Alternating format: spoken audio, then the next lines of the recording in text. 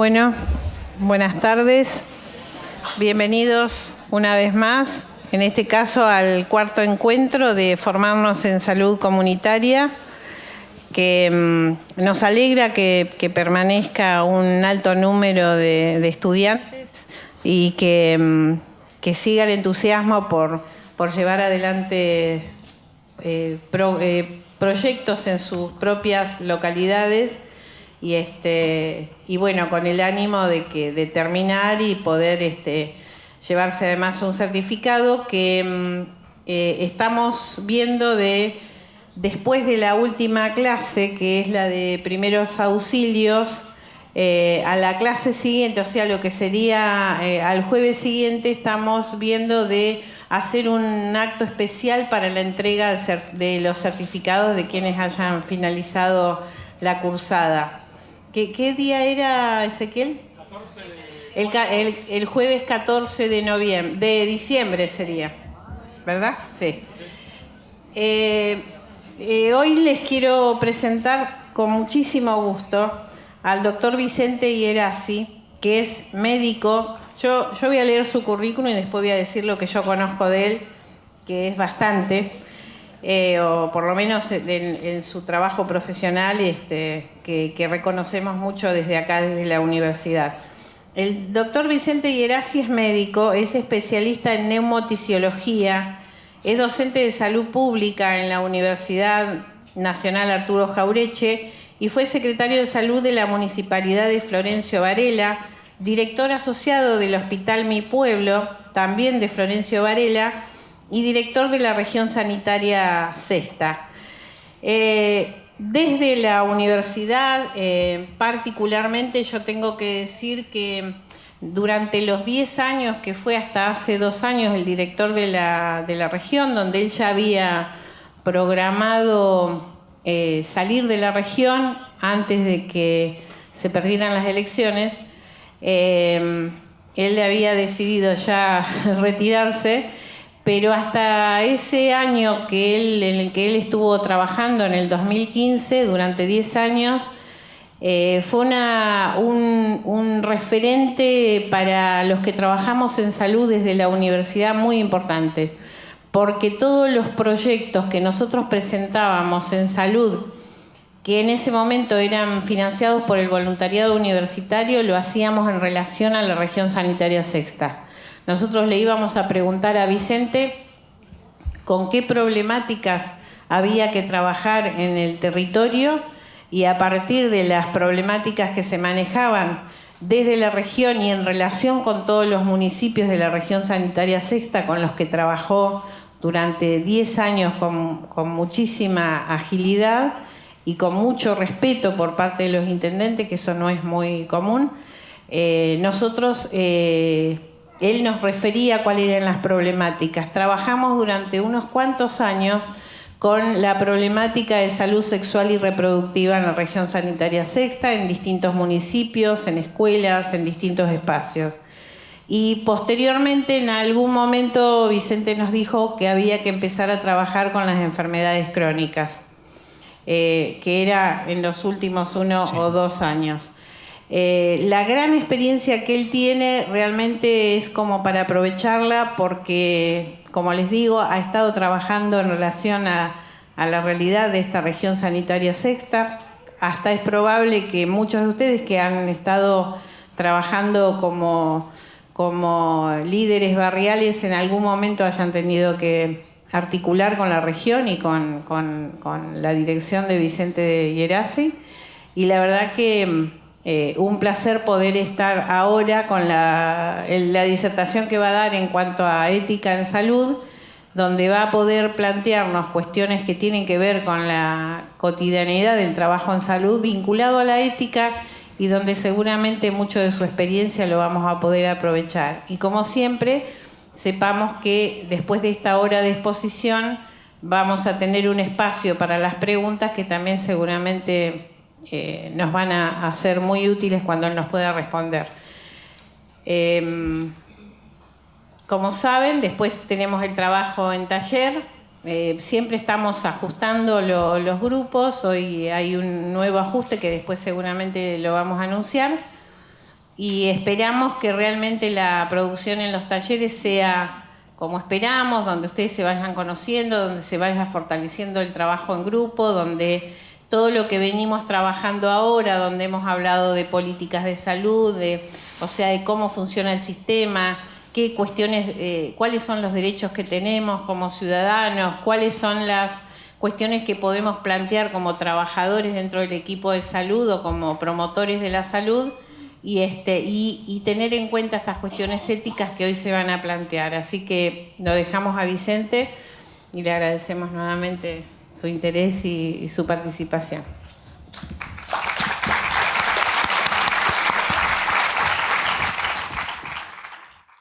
Bueno, buenas tardes. Es un gusto, como siempre, estar acá en la Universidad Nacional de Lanús. Yo soy, en otra época incluso era mucho más frecuente que estuviera, pero bueno, siempre estamos afectivamente conectados con los docentes de salud comunitaria, con Silvia y todo su grupo de gente, y realmente la idea, bueno, es seguir estrechando lazos entre nuestras universidades, que son dos universidades de la zona sur del conurbano que están trabajando con una realidad sanitaria muy especial, muy distinta a la de muchos otros lugares del país. Así que bueno, yo voy a tratar de hablarles un poco de los temas que comentaba recién Silvia, pero un poco para comenzar y para situarme un poco yo también frente a ustedes, ¿no? Yo hace muchos años que trabajo en salud. Silvia decía que soy neumotisiólogo. Para muchos la palabra neumotisiólogo es muy difícil, pero en realidad el neumotisiólogo es un profesional, un médico que trabaja con enfermedades respiratorias y especialmente la tuberculosis. Y fue ese trabajo con la tuberculosis el que a mí me abrió un poco los ojos frente a la problemática social.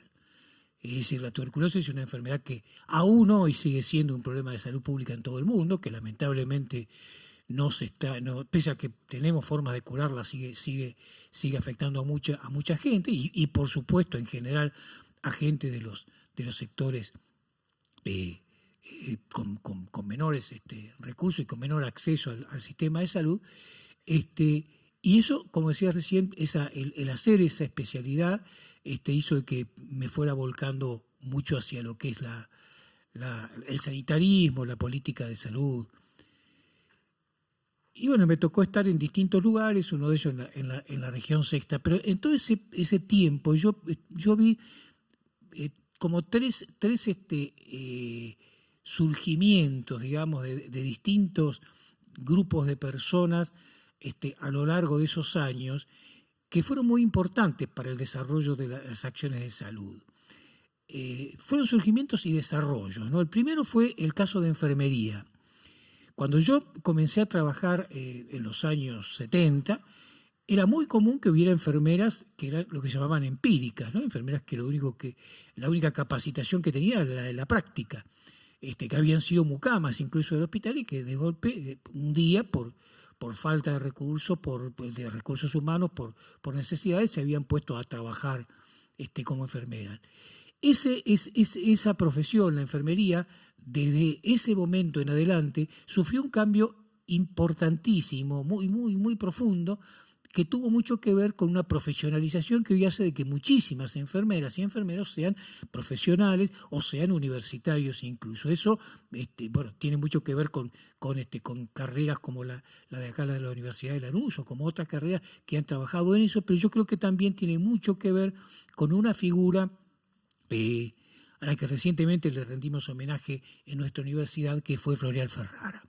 Floreal Ferrara era un sanitarista de la provincia de Buenos Aires, que fue ministro de Salud de la provincia de Buenos Aires 2 veces, y que entre las cosas que generó hubo 2 cosas que van a quedar por siempre en la memoria de la salud pública argentina, que son la primera, el ATAMDOS, que es el programa de atención domiciliaria, ambulatoria y domiciliaria de la salud, y la segunda es el CEBAS, que es el Centro Experimental de Bachillerato en Salud, que propició, que posibilitó de que muchísimos enfermeros pudieran pasar de ser empíricos o auxiliares a ser enfermeros profesionales, porque podían hacer un bachillerato acelerado. La segunda profesión que vio una evolución muy importante fue la de las obstétricas. Las obstétricas hicieron una evolución tremenda a raíz de un trabajo que hicimos en Florencio Varela en los años 80, y que fueron,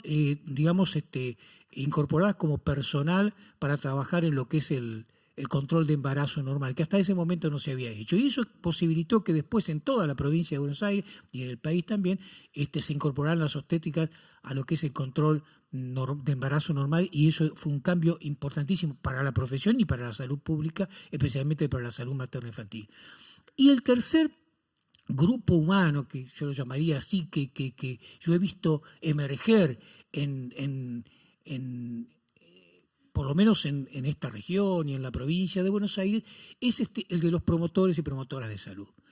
Si bien es una figura que no es nueva, la del promotor de salud, antes se lo llamaba agente sanitario, antes se lo llamó de distintas maneras. Hay un viejo plan de salud de Carlos Alvarado en la provincia de Jujuy que incorporaba los llamados agentes sanitarios, lo que se llamaba la ronda sanitaria. La incorporación, especialmente en la provincia de Buenos Aires, en los últimos 10 o 15 años, está produciendo un cambio profundísimo en la forma de abordar lo que es la promoción y la prevención de la salud, y fundamentalmente todo lo que es la atención primaria de la salud, y también está produciendo un cambio importantísimo en cuanto a la participación de la gente, de nuestros ciudadanos, y también están produciendo un cambio muy importante en los equipos de salud, porque el equipo de salud está empezando a tener una relación con la comunidad distinta, en muchos casos a través de los promotores y promotoras de la comunidad. Así que bueno, un poco esto quería marcarlo, porque me parece que esta capacitación que se está haciendo y la actividad que está emprendió hace un tiempo ya la Universidad Nacional de Lanús, creo que apunta en ese sentido, y me parece que va a apuntar también en ese cambio. Bueno, un poco la idea de hoy es hablar de lo que es ética en salud comunitaria. Y fundamentalmente debemos plantear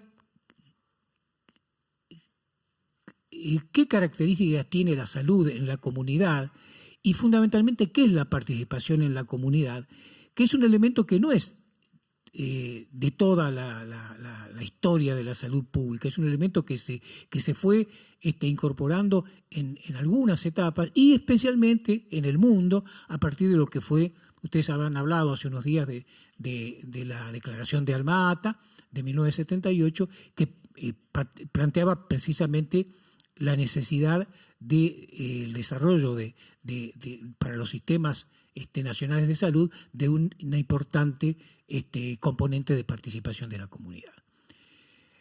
No se hablaba en ese momento de qué formas ni cómo. Eso también tenía un poco un origen en una experiencia previa al MATA, que fue la experiencia de los médicos descalzos de China. No sé si alguno de ustedes escuchó alguna vez o leyó alguna vez sobre los médicos descalzos de China, pero China en los 70, cuando la época de la revolución de Mao Zedong, tenía una gran carencia, una importante carencia de profesionales. Evidentemente, una población tan grande en un país que había sido hasta ese entonces manejado por una especie de oligarquía, que había dado pocas posibilidades de acceso a la universidad, hacía que hubiera pocos profesionales y trabajadores de la salud en general formados en las universidades. Los chinos lo que hicieron fue formar personas de una misma comunidad, propios de la comunidad, que lo único que tenían era una alfabetización previa, o sea que sabían leer y escribir, y los capacitaron para hacer tareas de lo que hoy, bueno, muchas de esas son las que hoy se pueden, ver desde la perspectiva de la promoción de la salud, y otras desde la prevención. Y eso hizo que China produjera un cambio impresionante en su salud pública y produjera una modificación muy fuerte, un descenso muy fuerte de sus indicadores de mortalidad, especialmente mortalidad infantil. Entonces la participación es algo que ha tenido mucho que ver con cambios que se han dado en la salud y con propuestas e ideas que en muchos países del mundo se han generado a través de proyectos nacionales, como en el caso de la Argentina, el proyecto del peronismo en el año 46 al 55, en la figura de Ramón Carrillo, que propició también ese tipo de estrategias, si bien 30 años antes de la declaración del MATA, o sea que Carrillo hablaba sin decirlo, porque la palabra no existía, el término atención primaria no existía, Carrillo hablaba de atención primaria de la salud en el año 40 y pico, en el año 50. Bueno, esos antecedentes son los que hacen que hoy hablemos de participación comunitaria y no parezca una cosa inaccesible o una rareza. Ahora, cuando trabajamos en salud, tanto los que trabajamos formalmente en el sistema de salud como los que como ustedes se incorporan como promotores y promotoras a esta tarea, estamos trabajando con una población que tiene problemas y tiene necesidades de salud.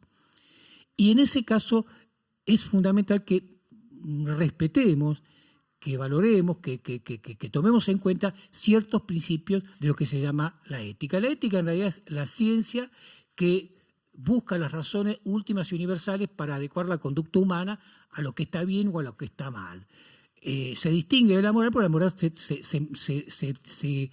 tiene que ver más con las costumbres. La ética es siempre algo mucho más permanente, mucho más que tiene, digamos, más persistencia. Las cosas que están bien o que están mal son mucho más duraderas que las cosas que marca la moral, que en muchos casos cambian de época a época, ¿no? Ustedes, qué sé yo, hay gente de muy distintas edades acá, no quiero ponerme a entrar en ese detalle, pero ustedes, los que tienen más años, sabrán y habrán vivido épocas donde había cosas que hoy nuestra sociedad las ve como normales, que en esa época no se veían como normales. Entonces, esto es lo que tiene que ver con la moral.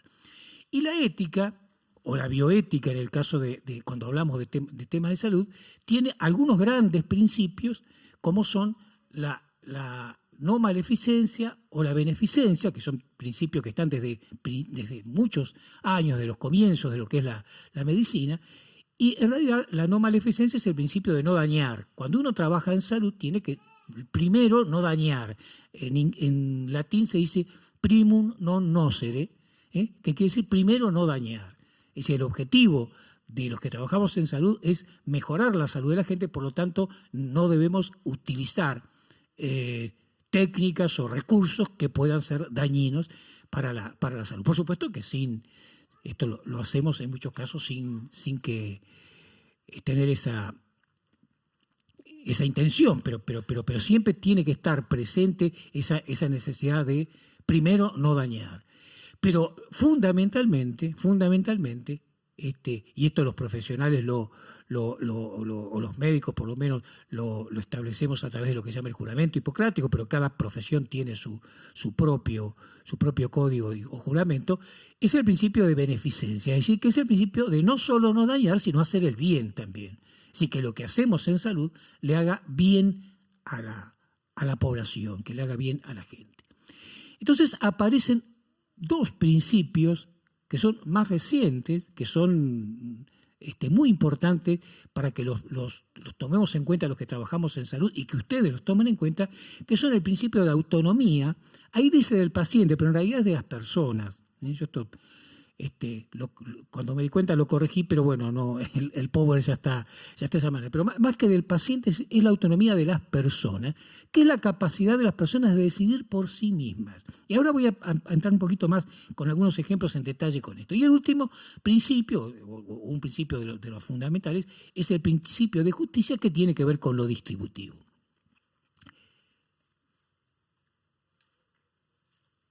Entonces, la participación comunitaria en salud no solo depende de una decisión política o de una decisión a veces de un grupo de personas o de una organización, sino que también es una cuestión de una posición ética en la que los trabajadores que nos desempeñamos o los que nos incorporamos a trabajar en ello tenemos que tomar en cuenta que estamos alcanzados por esa ética. Es decir, todos los que trabajamos en salud estamos alcanzados por estos principios de la ética. Decimos entonces, un poco para repasar, no maleficencia, que es no hacer el mal, no dañar, el principio de beneficencia, que es la obligación de hacer el bien, el de autonomía, que es el respeto por los derechos de las personas y de lo que las personas piensan o quieren. Este es un derecho que se está valorando cada vez más porque en muchos casos los que trabajamos en salud, pretendiendo mejorar la salud de la población, adoptamos posiciones que son autoritarias, que son posiciones que violan la autonomía de las personas. Pero esto no es solamente cuando lo hacemos de manera autoritaria, cuando imponemos cosas, cuando no informamos adecuadamente, sino también cuando no le damos a las personas la información suficiente para que puedan obrar en consecuencia, ¿no? Y en esto hay toda una serie de cuestiones que las vemos a veces diariamente, ¿no? Yo, como les decía, trabajé mucho en enfermedades pulmonares y cuando yo trabajaba en el hospital, mi jefe de servicio en ese momento me decía que a los pacientes que tenían cáncer de pulmón no debíamos decirle que tenían cáncer de pulmón. Y un día me pasó que un paciente, muy lúcido, me exigió que le dijera, y como yo seguía las directivas de mi jefe, me dijo, no, usted está haciendo mal, yo tengo derecho a saber, porque mi vida yo la tengo que planificar de acá en más sabiendo lo que me puede pasar. Entonces usted no es quien para negarme ese derecho. Yo ahí me di cuenta que evidentemente es muy difícil, es muy doloroso, en muchos casos decirle a una persona qué es lo que tiene, pero que es su derecho el saberlo. Y esto está presente en casi todas las acciones de salud. También es respetar la autonomía del paciente o de las personas cuando logramos que esas personas tengan los conocimientos adecuados. Silvia recién hablaba del tema de las enfermedades crónicas, ¿no? Las enfermedades crónicas son hoy el gran problema de la salud pública, es decir, la hipertensión, la diabetes, la obesidad, las enfermedades degenerativas en general, pero en general estos tres problemas de salud generan gran parte de los problemas de salud de la población, de la demanda de salud, de atención de salud de la población y también de la mortalidad. Todos sabemos, y ahora lo vamos a ver un poco más en detalle, que para trabajar sobre esto no es un abordaje médico el que hace falta. Es decir, que una persona tenga hipertensión y le demos una pastillita no le está resolviendo el tema, le está controlando la hipertensión. El llegar o no a tener ciertos eventos de salud tiene que ver mucho con hábitos o con cuestiones relacionadas con consumos de las personas que pueden hacer de que estas personas tengan una vida saludable o no. Y los que trabajamos en salud más de una vez pensamos que esto puede ser impuesto a la gente, que nosotros basta con decirle a las personas ustedes deben comer tal cosa o no deben comer tal otra para que esas personas realmente salgan o del consultorio, del hospital o de donde sea y vayan a cumplir exactamente lo que nosotros les decimos. Eso no pasa porque nosotros mismos cuando somos pacientes tampoco lo hacemos así. Entonces, lo real es que hay una autonomía de las personas y esa autonomía no solo debe ser respetada, sino que debe ser entendida por todos nosotros. Y ustedes que están trabajando algunos, que van a trabajar, tienen que tomarlo en cuenta porque este es un elemento de fundamental importancia cuando queremos trabajar con una comunidad. No podemos pasarle por encima a la comunidad. Aunque a veces lo hagamos con muy buenas intenciones, pero nosotros tenemos que lograr que ese trabajo con la comunidad sea un trabajo en el que logremos estimular la capacidad de accionar de las personas, fundamentalmente en muchos casos a través de la información, pero también a través de otro tipo de estrategias que permitan que esa persona no se pliegue exclusivamente a nuestro trabajo o a nuestras proposiciones, sino que participe activamente. Porque si no, es una participación pasiva, es una participación que lo único que hace es acompañar y nada más. O sea que implica que la comunidad y las personas dejen de ser consideradas objetos de la atención o de la participación comunitaria para pasar a ser sujetos y actores. Este principio es un principio muy importante, el de autonomía, como decíamos recién, pero en los últimos años, especialmente, no digamos en los últimos años, ya de hace mucho tiempo, incluso de principios, de mediados del siglo XIX, se empieza a pensar de que si bien la autonomía de las personas es muy importante, hay un principio que es fundamental para que las personas puedan desarrollar su salud y que puedan participar plenamente, que es el principio de justicia, que está relacionado con el dar a cada persona lo que necesita. Eso también se llama equidad. Equidad es dar a cada persona lo que necesita, que no es lo mismo que igualdad. Igualdad es darle a todos lo mismo. En cambio, la equidad lo que plantea es que hay que darle más al que más necesita, o hay que darle distintas cosas de acuerdo a lo que cada uno necesite.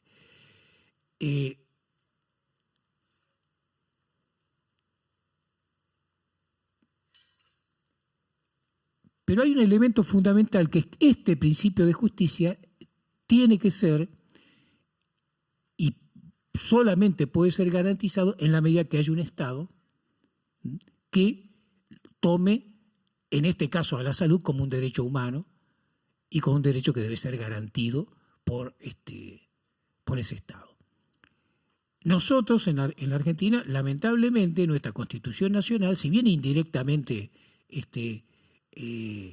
algunos dicen que es así, a través de tratados internacionales, nuestra Constitución Nacional no incorporó el derecho a la salud como un derecho constitucional.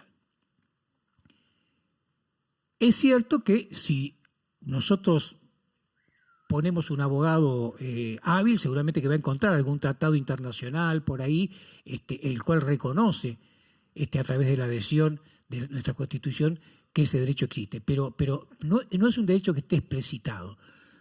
Cosa que no era así en la Constitución de 1949. En la Constitución de 1949 el derecho a la salud era un derecho, especialmente la salud de los trabajadores, estaba establecido.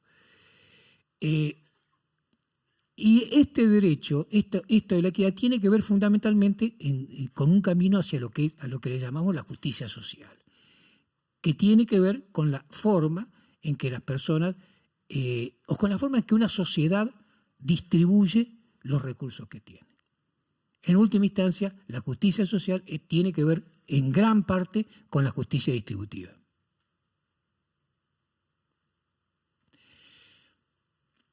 Entonces llegamos a un punto en el que decimos, bueno, si la justicia tiene que ver con esto, quiere decir que la salud está determinada socialmente. Es decir, la salud no tiene que ver pura y exclusivamente con lo que a mí me pasa. La salud no tiene que ver exclusivamente con lo que yo como o no como. La salud no tiene que ver exclusivamente con si yo tengo educación sanitaria y me atiendo o no me atiendo. Hay una determinación social que es lo que tiene que ver con el modo de enfermar o de morir que tienen las sociedades, que tienen las personas dentro de cada sociedad, de acuerdo a cómo se organiza la sociedad, cómo se produce y quiénes se apropian de esos bienes.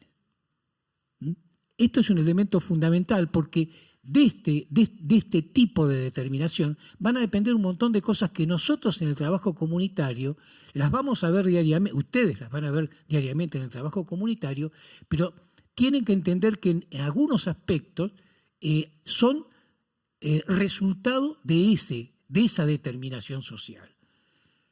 Y que la única forma en muchos casos que se cambie profundamente esas cuestiones tiene que ver con algún tipo de modificación de esas cuestiones.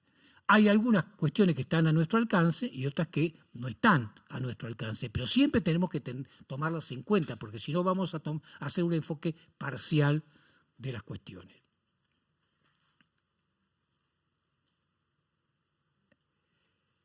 Bueno, esto es un poco redundante, ¿no?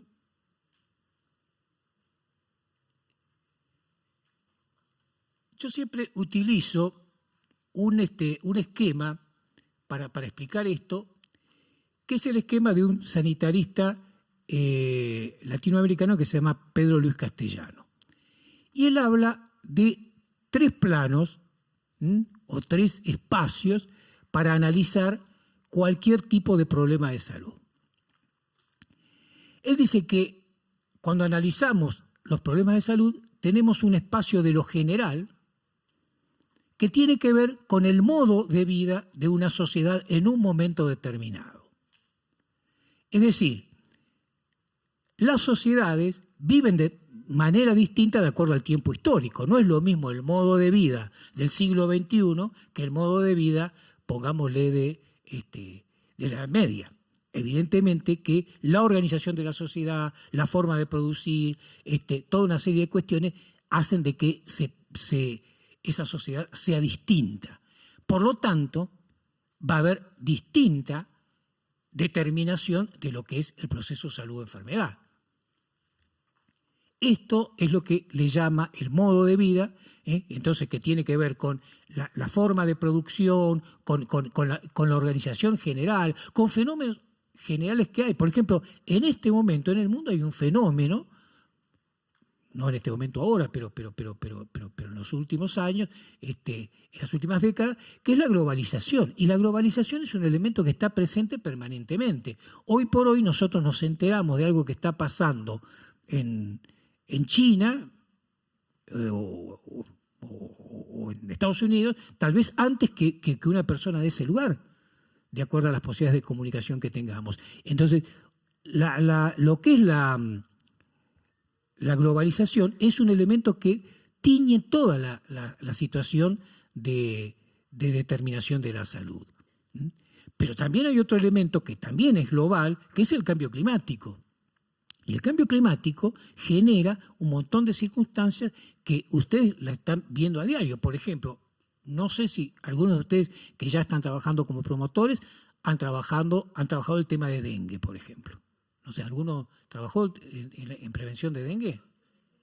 Bueno, el dengue es un fenómeno típico de cómo hay una sobredeterminación, un determinante del plano de lo general, como dice Castellano, que es el cambio climático, que está dado por el modo de vida y el modo de explotar los recursos de una sociedad. Nuestra sociedad, no la de ahora, la historia de nuestra sociedad, ha hecho de que hemos cuidado poco el ambiente y ese ambiente que no hemos cuidado nos está pasando facturas. Fíjense ustedes habrán trabajado a diario el tema del mosquito y el desarrollo del mosquito, la Aedes aegypti, en agua clara. ¿Por qué el mosquito? No, porque vieron que la mayoría de la gente cree que el problema está en las zanjas o lugares. Y no, el mosquito se desarrolla en los lugares donde el agua es clara. ¿Por qué? Porque es un mosquito que en realidad lo hemos expulsado de su lugar normal de residencia, que era la selva. El mosquito Aedes no era un mosquito que estaba en Lanús o en Florencio Varela. Estaba en la selva. Y el talado de árboles, los cambios del clima producido por todo lo que es la cuestión de alteración del medio ambiente y la urbanización, el avance de las ciudades sobre distintas superficies, ha hecho que hoy en el conurbano, por ejemplo, tengamos mosquitos Aedes contaminados con dengue. Entonces, esto es algo que nosotros podemos trabajarlo desde la perspectiva de la participación comunitaria. Podemos trabajarlo desde la perspectiva de trabajar con nuestros vecinos para que descacharreen, para que traten de evitar todas las cuestiones que tienen las cubiertas, todo eso. Pero tenemos que saber que hay un determinante que está por encima de todo esto. Porque si no vamos a pensar que es cuestión de descacharrar un tiempito y el problema se va a terminar. No, el problema no se va a terminar porque el mosquito cambió y el mosquito está acá ahora. Entonces, esto es la forma en que los determinantes del plano de lo general, del plano del modo de vida, como la globalización o como el cambio climático, influyen en las enfermedades que nosotros vemos todos los días. A esto le sumamos un efecto de la globalización, que es los viajes de las personas. Antes, viajar para una persona hace 30, 40 años era una cosa no de todos los días. Ahora es muy común que haya viajes, incluso intercontinentales, por ahí no tanto, pero sí viajes entre nuestros países. Antes una persona que era del interior y tenía parientes en Buenos Aires venía muy raramente. El costo económico incluso de los viajes era altísimo. Pero ahora es muy común. A nosotros nos pasa, o nos pasó hace unos años, ¿no? Hace unos años el dengue entró a la Argentina a través, por supuesto, de viajeros de los países que habían ya tenido brotes de dengue. Pero llega un momento que eso no lo podemos controlar de ninguna manera, porque tiene que ver con un proceso que está por fuera de nuestro control. Es un proceso que es global, que está a nivel de todo el mundo.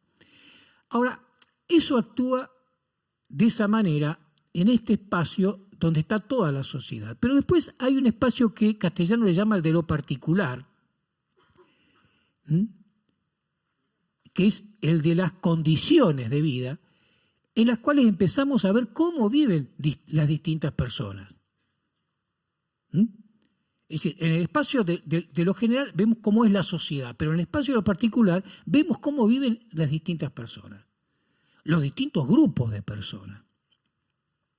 Entonces, en el espacio de lo general se generan incluso algunas situaciones que tienen que ver después repercusiones en los demás espacios. Por ejemplo, cuando hablamos de la violencia de género, hablamos fundamentalmente de una concepción machista que es la que hace de que haya el hombre ejerza violencia sobre la mujer.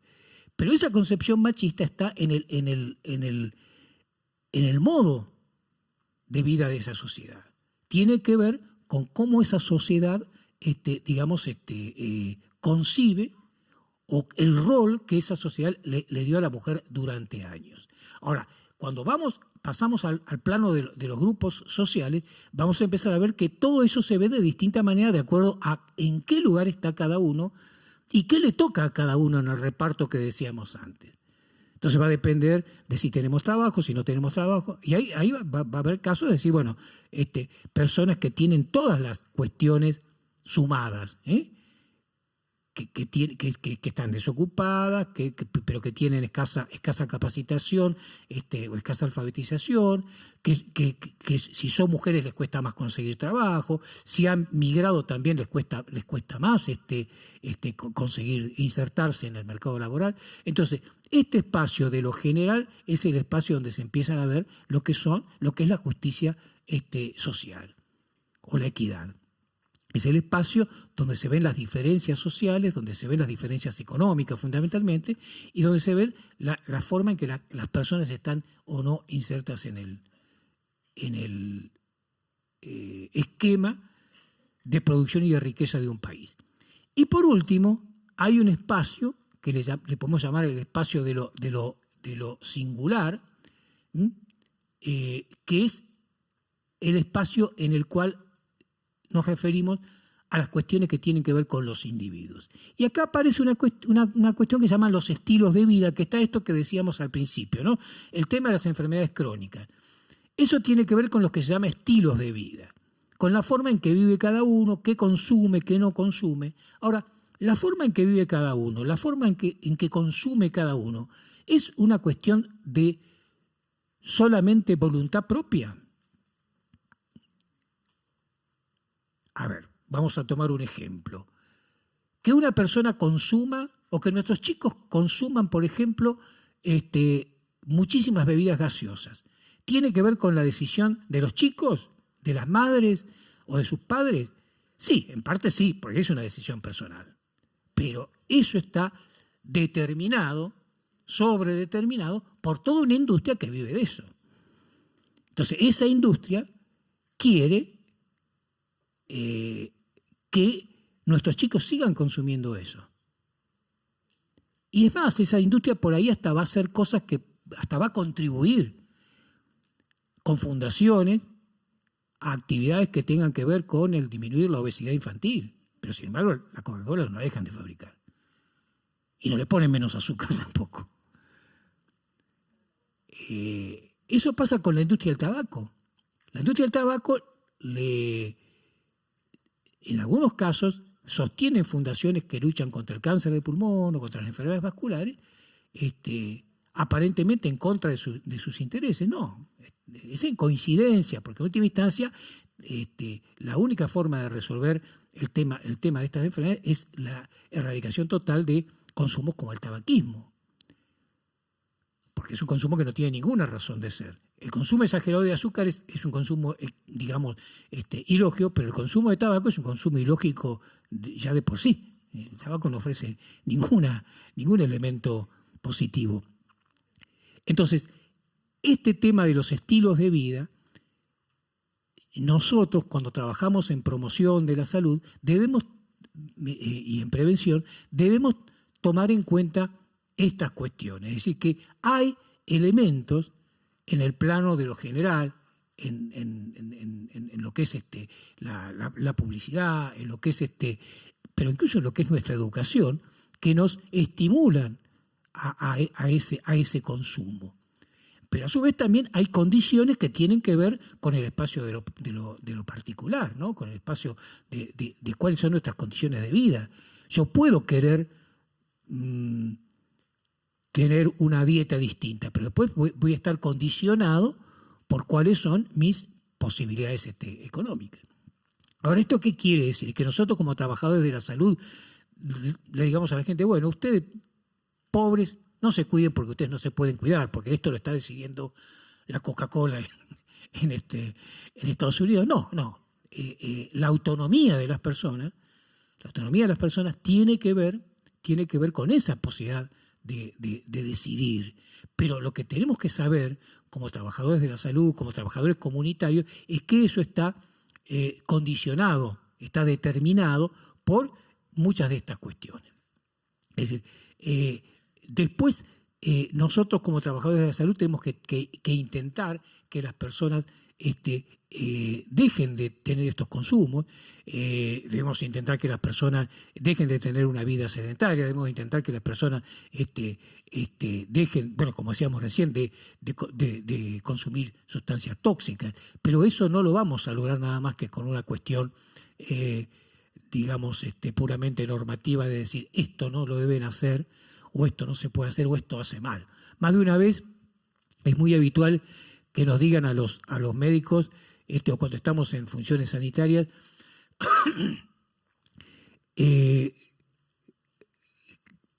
que está bueno que hagamos charlas sobre el tema de las drogas, por ejemplo, ¿no? Charlas para que los chicos, para explicar a los chicos el problema de las drogas. Y yo lo que siempre les digo que la charla en sí mismo, no digo que no pueda servir, pero la charla es nada más que una cuestión informativa. En muchos casos nuestros jóvenes tienen mucha de esa información. Y lo que lleva o no al consumo no es la falta de información. Lo que lleva o no al consumo son otros tipos de cuestiones que están relacionadas, bueno, con todo esto que comentábamos recién. Está relacionada con las condiciones de vida, está relacionada en muchos casos con algunas vivencias personales. Pero y que trabajar sobre estas cuestiones es algo que si no lo hacemos, como decía al principio, estimulando lo que es la autonomía de las personas, difícilmente de resultado. Todo lo que nosotros traslademos, nada más que como simple información, no está mal, porque en última instancia entretener o no tener la información es un paso adelante. Pero lo más probable es que si en lo único que nos quedamos es en la transferencia de esa información y no logramos que haya una actitud frente al problema activa de esta persona, difícilmente podamos avanzar en esto. Bueno, esto es un poco un repaso, ¿no? de todo esto, es decir, los tres espacios que plantea Castellanos, el espacio de lo general, que es la sociedad, el espacio de lo particular, que son los grupos sociales, y el espacio de lo singular, que son los individuos. En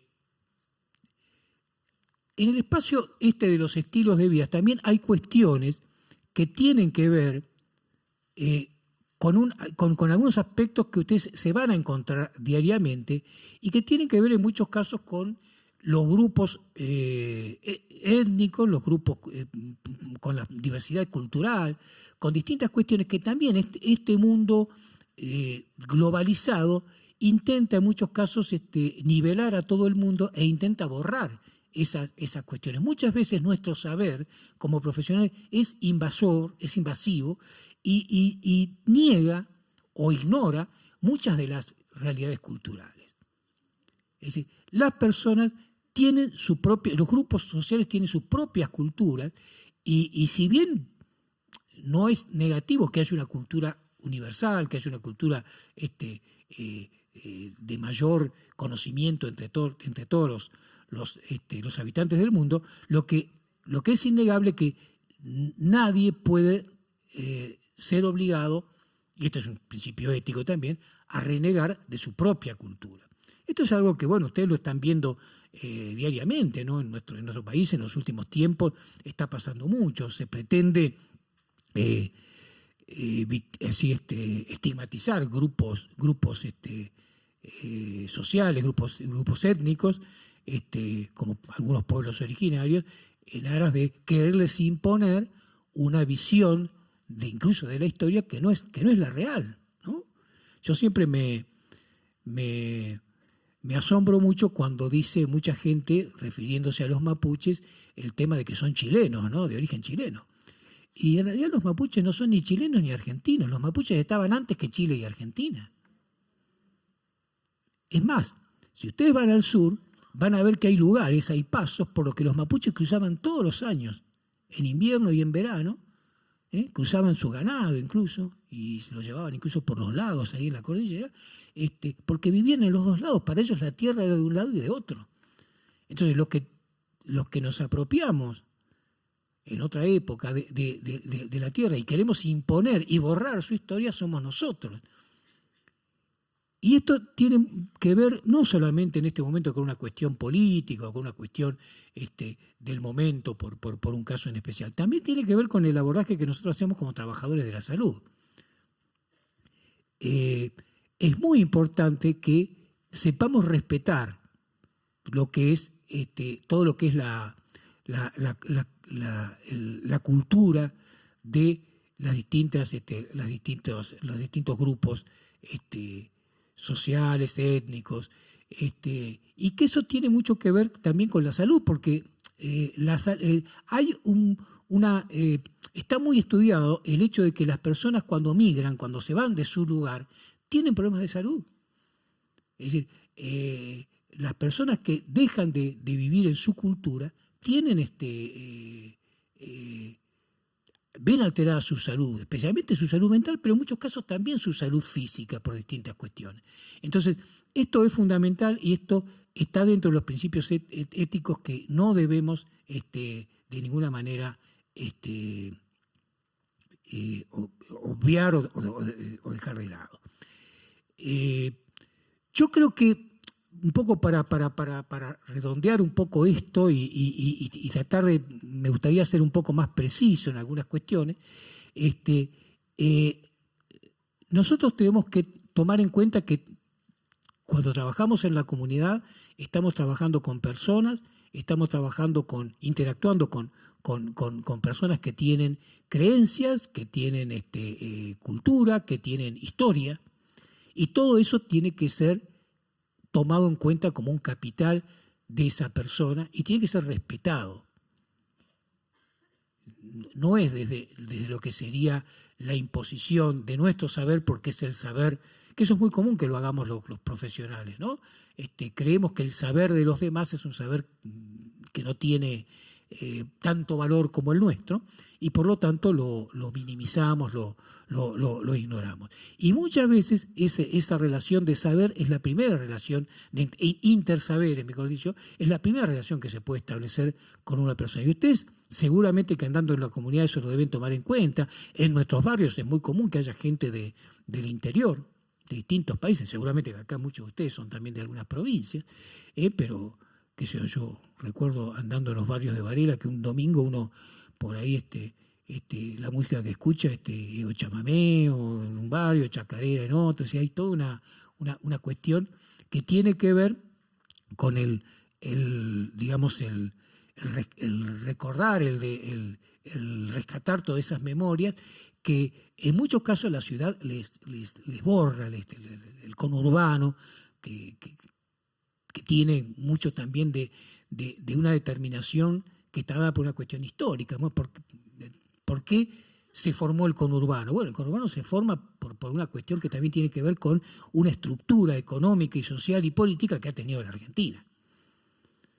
Entonces, si la Argentina hubiese tenido un desarrollo parejo, hubiese tenido un desarrollo armónico en todas las provincias, seguramente que no habría esta concentración que tenemos acá en muchos lugares y ese despoblamiento que hay en el resto de las provincias. Pero bueno, esto pasó, resolverlo es muy difícil, desde la salud seguramente que mucho más, pero sí tenemos que tomarlo en cuenta, tenemos que pensar que realmente debe preocuparnos el comprender esta situación.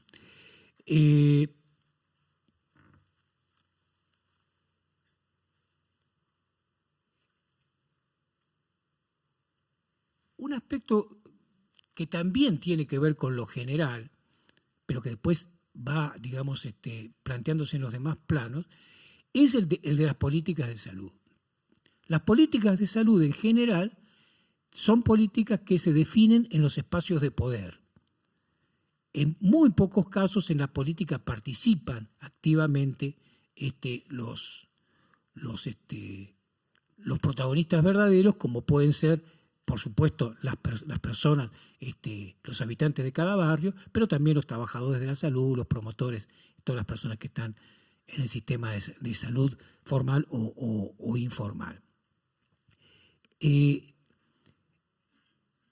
Estas políticas, en muchos casos, cuando están definidas de esta manera, ignoran, en muchos casos, las posibilidades y las necesidades de la gente.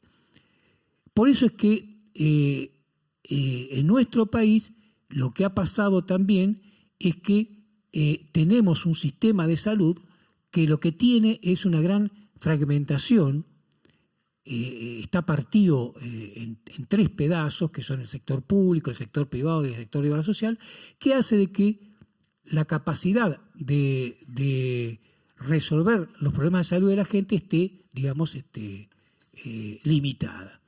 Entonces, ese es un elemento determinante en nuestro país, en nuestra provincia y en nuestras ciudades también, que hace de que cuando hablamos de salud no siempre estamos hablando de la misma salud para todos. Es decir, pero aún dentro de los mismos sistemas, es decir, no es lo mismo atenderse la salud en Caballito, en la capital, no es lo mismo atenderse la salud en Lanús o en Florencio Varela o en Esteban Echeverría, o atenderse la salud en Pehuajó. O sea que hay diferencias grandes de accesibilidad, digamos, de calidad incluso, relativo a lo geográfico. Pero a su vez también hay diferencias grandes de acuerdo a si yo me atiendo en un sistema o en otro. Hay personas que tienen por ahí acceso a la alta complejidad porque tienen una obra social que tiene toda una cobertura importante. El sistema público nuestro, si bien tiene esa cobertura, en muchos casos esa cobertura está dificultada. Es decir, falta el acceso fluido.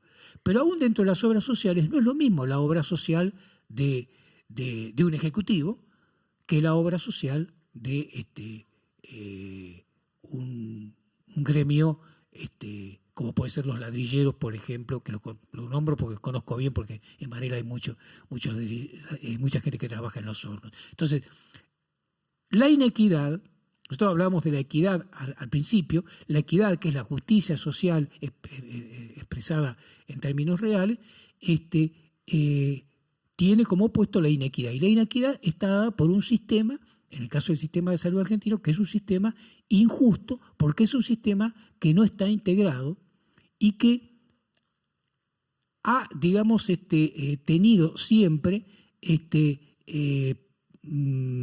¿cómo podríamos decir? Presiones para que no se integre. Sin embargo, yo les hablaba de Ramón Carrillo hace unos momentos, y uno de los momentos que el sistema de salud argentino estuvo integrado y que el Estado garantizó fuertemente la salud de la población fue ese de Ramón Carrillo. Hubo otros intentos que nunca lograron consolidarse, pero también hubo intentos permanentemente de lograr avanzar en un sentido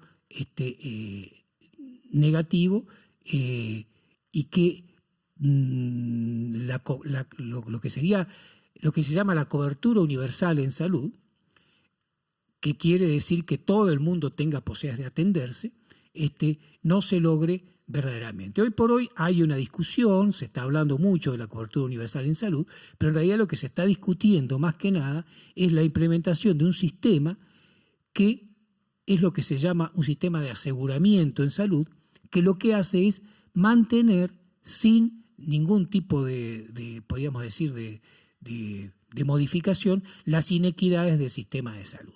Es decir, con un sistema de aseguramiento en salud, yo voy a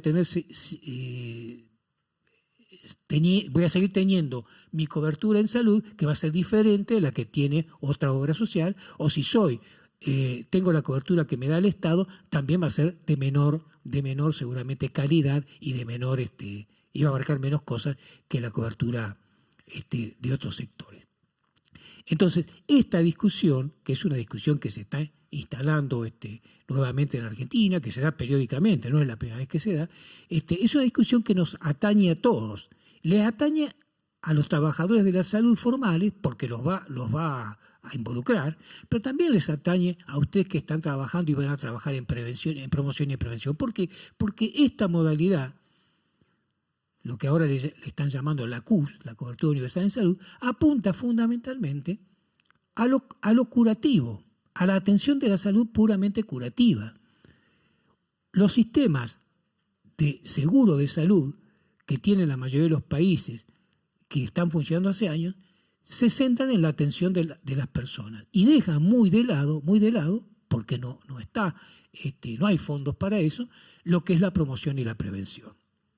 Entonces, esta es una discusión que no tiene que ver solamente o no abarca solamente a las personas que tienen cobertura o no tienen cobertura, sino que nos abarca, nos engloba a todos.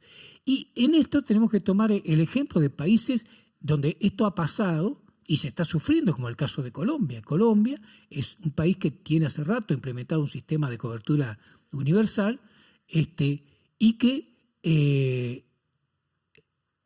tiene grandes problemas en cuanto a la calidad de atención, en cuanto a la equidad en la atención y también en cuanto al financiamiento. Hoy la mayoría del sector público de Colombia está fundido directamente porque les paga un seguro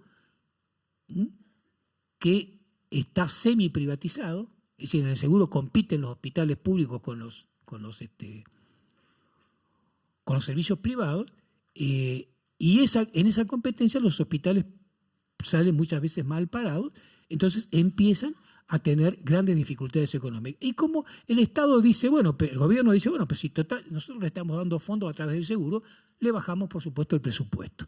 Y hoy en Colombia hay miles de hospitales, y cuando digo miles no estoy exagerando, entren en internet y vean el problema de salud en Colombia o problema de los hospitales públicos en Colombia y van a ver que hay hospitales públicos que están en convocatoria de acreedores, como si fueran clínicas privadas, porque este sistema los llevó a comportarse como clínicas privadas. Entonces, esto es un elemento que si bien pareciera que no tiene mucho que ver con el trabajo de ustedes de todos los días, yo creo que lo tenemos que tener presente por lo que decía un poco al principio, este plano de lo general, que nosotros no lo manejamos muchas veces, tiene una gran influencia sobre nuestro trabajo de todos los días. Y nosotros, en realidad me corrijo, nosotros no lo manejamos directamente, pero como ciudadanos tenemos capacidad para poder decir cosas primero, para poder actuar en muchos casos y por lo menos para expresar nuestro acuerdo o desacuerdo frente a este tipo de cosas. No sé cómo estoy con el tiempo. Bueno, perfecto. Yo lo que quería era un poco este tema de la ética, un poco integrarlo a lo que es la determinación social en salud porque creo que está íntimamente ligado, porque creo que especialmente en lo que tiene que ver tanto de la autonomía de las personas como en lo que tiene que ver con la justicia, con el principio de justicia, esto está muy relacionado con los factores sociales, políticos, económicos y culturales y por la forma en que vive una sociedad. Nosotros tenemos una sociedad en la cual se dan una serie de fenómenos. Ustedes como trabajadores de la salud lo están viendo, lo que decíamos recién, la violencia de género. Bueno, la violencia de género tiene que ver con una forma de vida, pero que no es solamente... Yo estaba leyendo un trabajo que Silvia mandó de Eduardo Menéndez, un antropólogo argentino pero que vive en México, y Menéndez decía que la violencia de género en México está también acompañada de una violencia entre los hombres.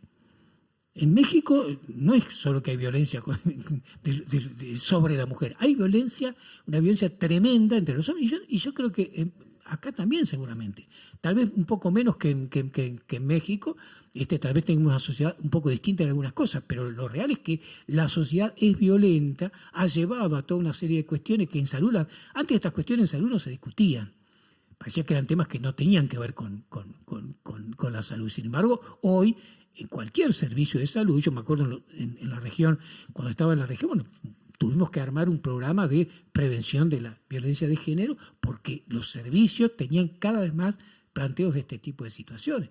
Y si nos ponemos a pensar, ¿son problemas de salud? Bueno, pareciera que no.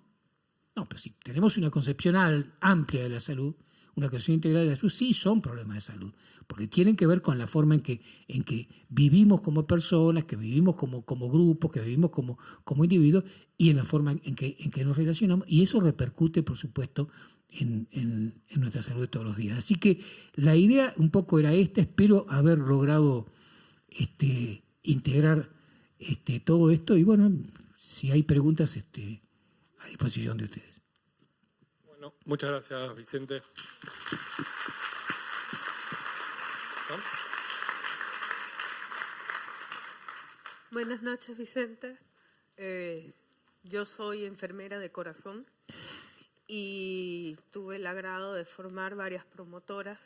Considero que las promotoras son el eje fundamental en la atención primaria porque es el contacto real con el territorio y con el campo.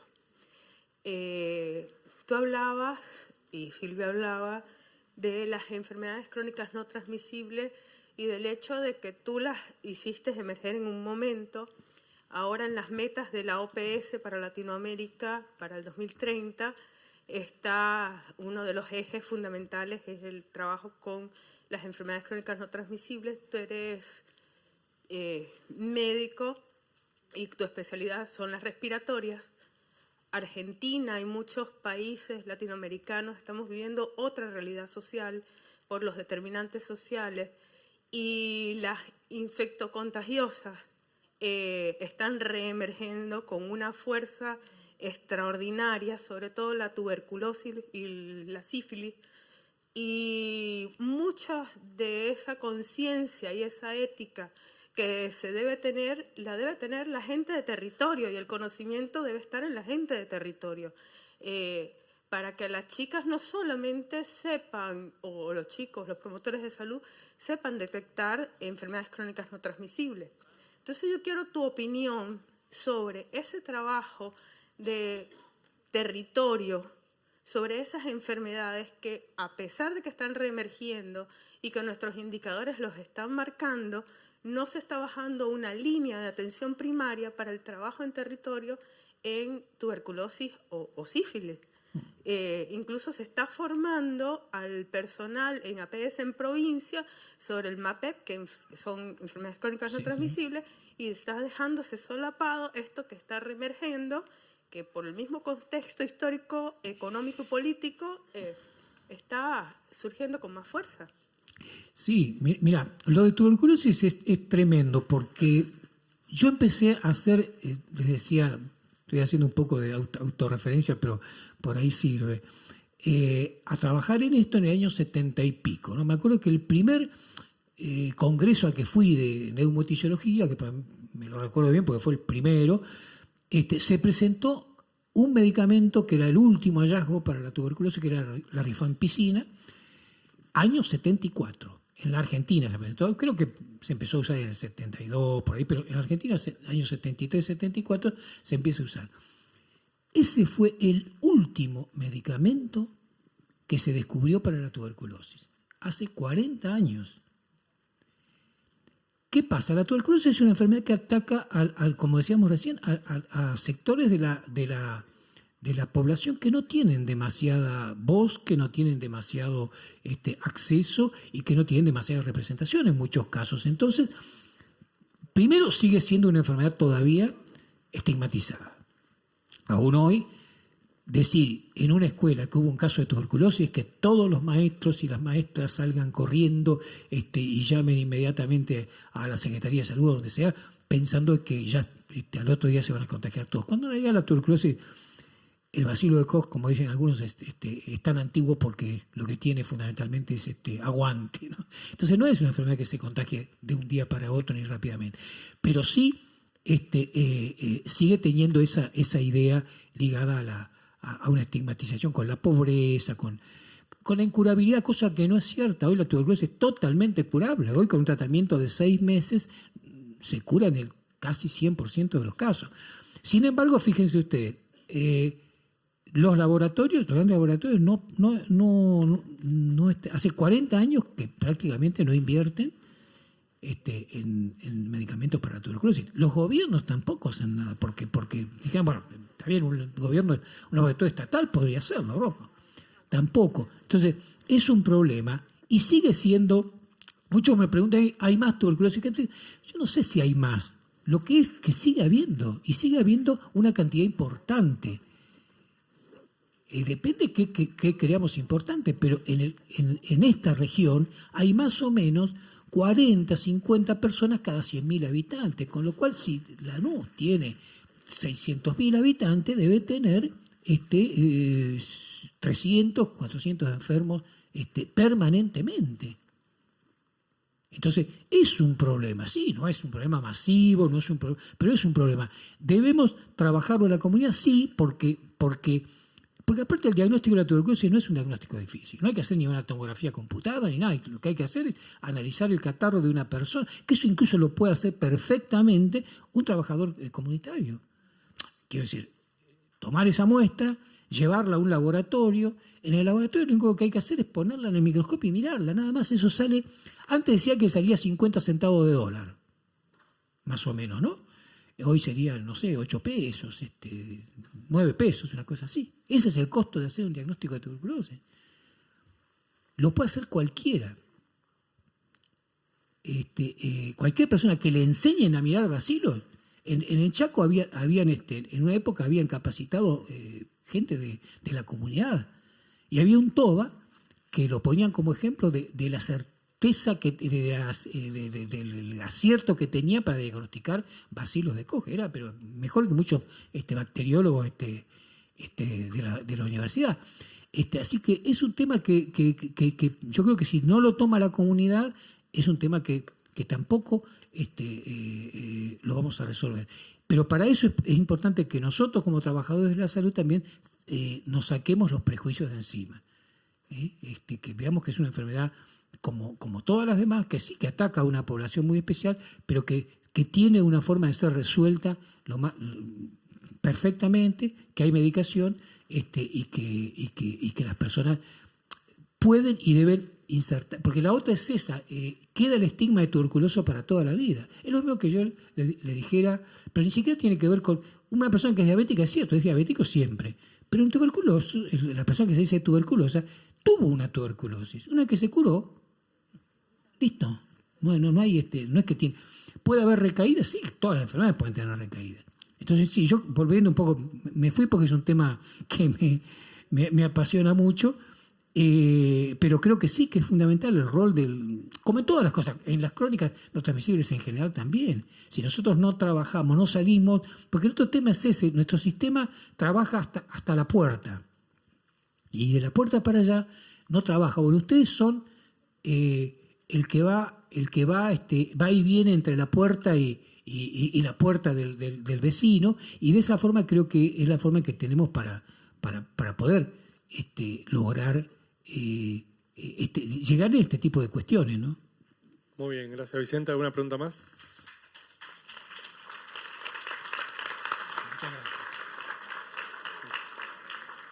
Ahí, después pasamos allá. Buenas tardes, doctor Geraci.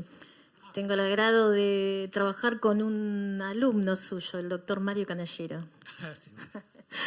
Bueno, mi pregunta es con respecto a la orientación que tendríamos que tener nosotros. ¿Cómo vamos a participar si se llega a formalizar el tema de la CUS? ¿Cómo nos vamos a interactuar nosotros con la gente, con la comunidad, con los individuos? Sí, a ver, el problema de la CUS, lo que les decía más que nada, es una cuestión que tiene mucho que ver con el enfoque que hay sobre la salud que tiene. Yo siempre planteo que nosotros tuvimos e intentamos tener en otros momentos un sistema alternativo a la CUS, que es el Sistema Nacional de Salud, o el Sistema Nacional Integrado de Salud, mejor dicho, que se llamó así en el año 74 y que lamentablemente fue derogado por la dictadura militar, cívico-militar. Entonces, yo creo que, ¿qué diferencia hay entre los dos modelos? Bueno, el modelo del Sistema Nacional Integrado de Salud, primero que implica integrar a los tres sistemas, a los tres subsistemas, al público, al privado y al de obra social, pero sin que el Estado se desentienda. El Estado es el rector fundamental del sistema, por lo tanto el Estado respeta las obras sociales, respeta al sector privado, pero tiene algo que decir en cada caso y se sigue sintiendo responsable de la salud de toda la población y de garantizar el derecho a la salud de toda la población. Y en el caso de la CUS no se habla de derecho, se habla de cobertura.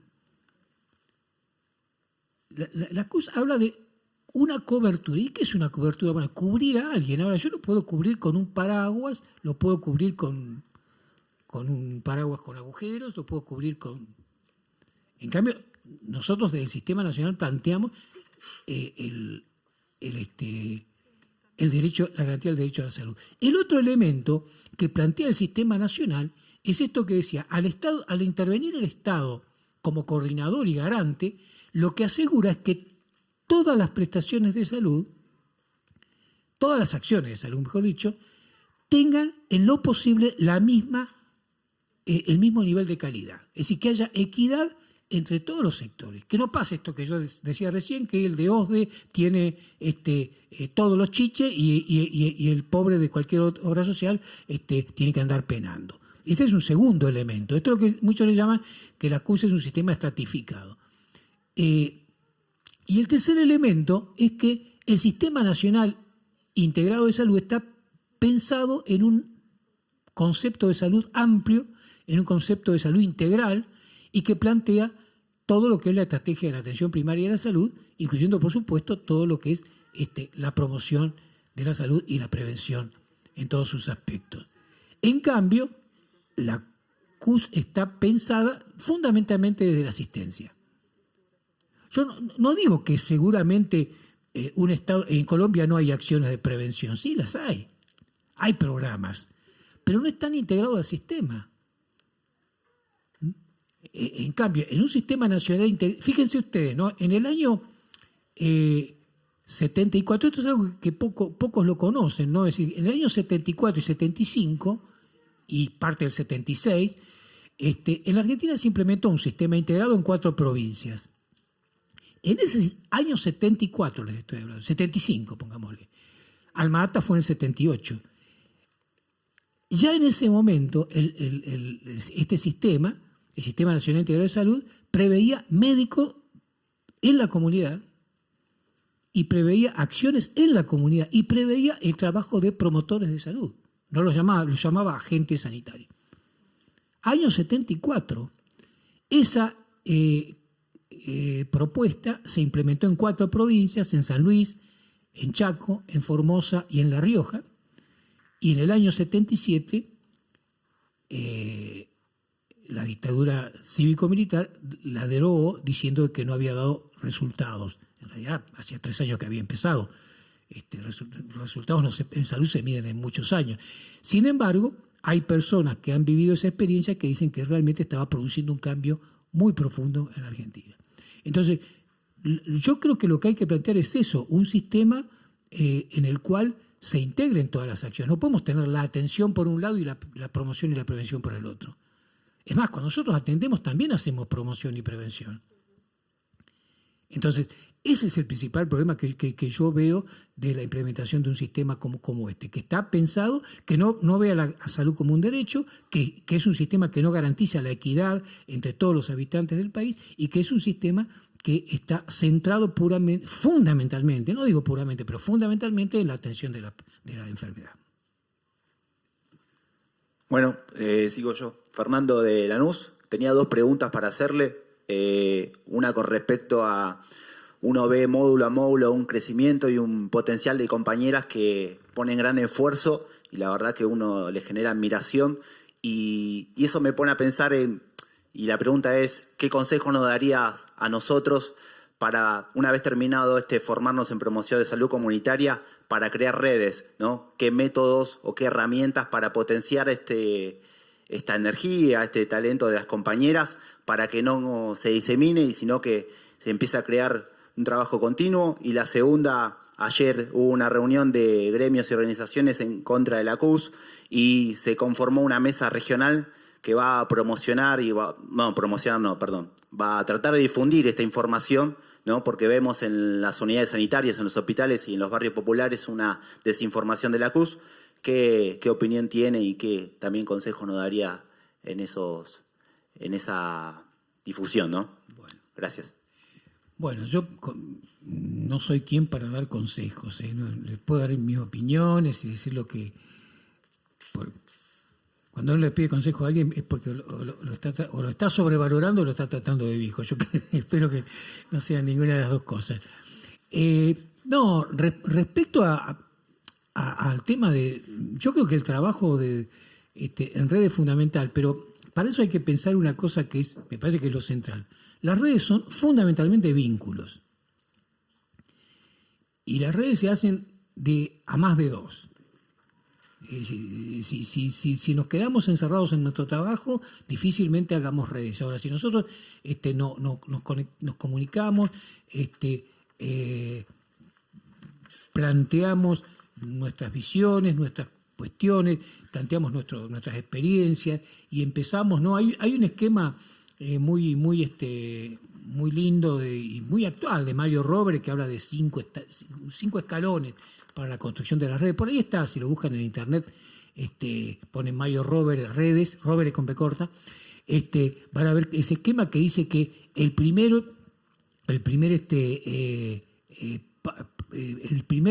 escalón es reconocerse. Y el segundo, conocerse. Dice, fíjense, uno se conoce primero y se reconoce después. No. Reconocer es aceptar al otro como actor. Aceptar al otro como alguien que tiene cosas para decirme y que yo tengo cosas para decirle, que tiene cosas para proponerme y yo tengo cosas para proponer. Eso es reconocerse. Eso en salud muchas veces no pasa. En salud muchas veces descalificamos. Pasa que el médico del hospital descalifica el del primer nivel, el del primer nivel descalifica al hospital porque dice que es insensible, el otro... Entonces, al no reconocernos, no podemos armar redes. El segundo paso sí es conocernos, y conocernos quiere decir saber lo que el otro hace y puede hacer. Cuando yo sé lo que el otro hace y aparte lo que puede hacer, y le digo lo que yo hago y lo que puedo hacer, empezamos a hacer redes.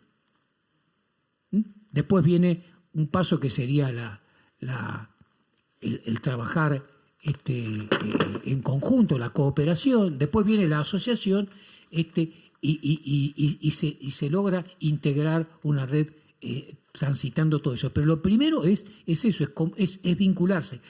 Mario Rober dice que las redes son fundamentalmente una cuestión vincular. Es una cuestión de vincularnos con el otro, eso es reconocerlo, aceptarlo, aceptar que tiene cosas para aportar en lo que yo estoy planteando. A mí me pasó muchas veces de armar reuniones en un municipio entre primer y segundo nivel y que toda la primera parte fuera descalificativa de uno y de otro, hasta que, se pasaba, digamos, la parte que le decimos de la catarsis, entonces empezaba a haber un cierto intercambio.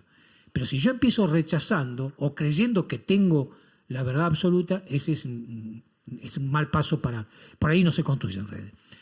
Respecto a cómo trabajar lo de la CUS, yo creo que la forma en que no debemos hacerlo es, ¿cómo podríamos decir? Queriendo asustar a la gente.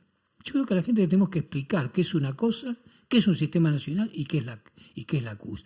Porque si nosotros lo empezamos a decir, yo he visto que muchos compañeros muy por ahí bien intencionados empiezan a decir, no, pero con la CUS lo que va a pasar es que te van a cobrar todo, que esto, que aquello.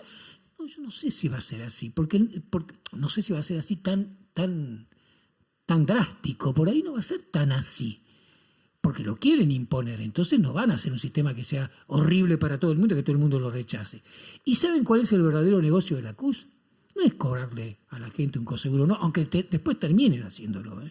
El principal negocio de la CUS es la cobertura de los que no tienen obra social.